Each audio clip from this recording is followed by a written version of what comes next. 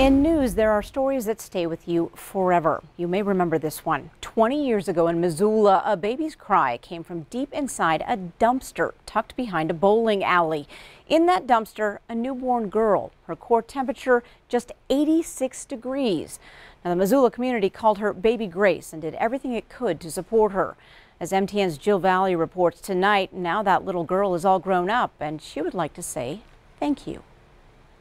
Were you always aware how much Missoula loved and supported you? Never even met you, but how much you made such an impact on this town. I have hundreds of letters and stuffed animals that I still have that are all signed from people all across the county, which is crazy because it's like, you know, you read them and there's so much love in them. 20-year-old Nadia has scrapbooks and old news stories on DVDs about the day she was born in Missoula, March 1st, 1999.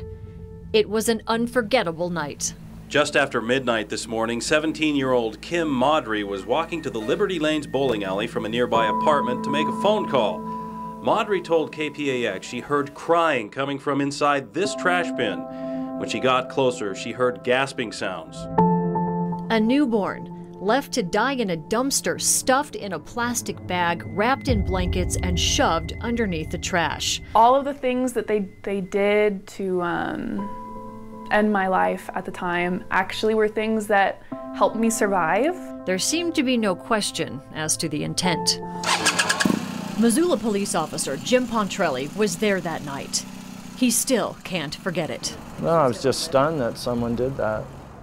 I can't imagine it. I still think about it. An ambulance rushed the baby to the hospital where, remarkably, she was in pretty good shape. But who was she? Who would do this to her? While detectives searched for her birth parents, this tiny 6-pound, 3-ounce abandoned newborn was inundated with love and support from the people of western Montana.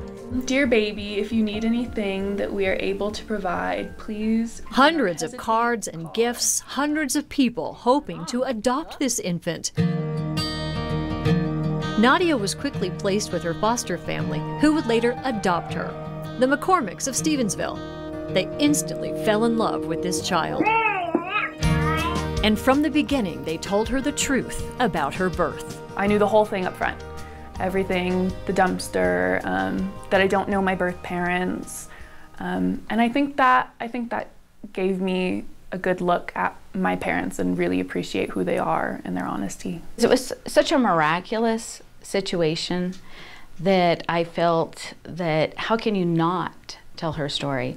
I'd never wanted to feel like I had to keep this quiet. Over the years, we respected her privacy since her birth story was so extraordinary.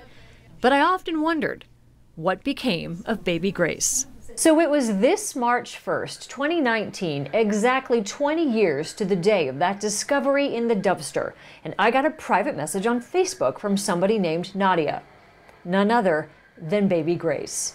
And it was her 20th birthday. What's 20 years? Like, what was it about that day that made you reach out? We used to have a tradition that every year on my birthday we would rewatch the old tapes that you guys sent us a while back. And we hadn't watched them in a few years, and we had just moved to Oregon, and so we were kind of like going through the phase of just wanting to watch it all again. And I just remember sitting down and being like, I don't think I've actually really thanked everybody. And it was one of those realizations where I thought, yeah, I think I'll just reach out to everybody and show my appreciation. Hi. How are you? She carries the love of this community with her as she makes her way through life. Donations from 20 years ago are helping to pay for college today. The case itself is still open. The birth parents never found. No answers yet as to why somebody gave birth to a baby and left her to die. If you could say anything to them, would you? I forgave them a long time ago. Sorry. I didn't think I'd get emotional. Whatever they went through, whatever they felt that they needed to get rid of me for, that's for them to know. I don't need to know. I don't need to know who they are. I don't need to know their story. That's on them. and I'm happy. But those were the only tears in this interview. Nadia, our baby Grace, is a wonderful, happy young woman going to college to become a nurse. She's a young woman guided by her family and her faith. It's been a comfort to me a lot. It's not as hard for me to say, oh yeah, somebody tried to kill me when I was a baby. It's more like, you know, things happen, and I think I got the best place I could be and the best parents that I could have. So yeah, I'm just happy with it. She was loved from the moment her tiny cries first echoed from that dumpster. It is a life to celebrate, a life that is nothing short of amazing. God really likes to save people. He really does. So. In Missoula, Jill Valley, MTN News.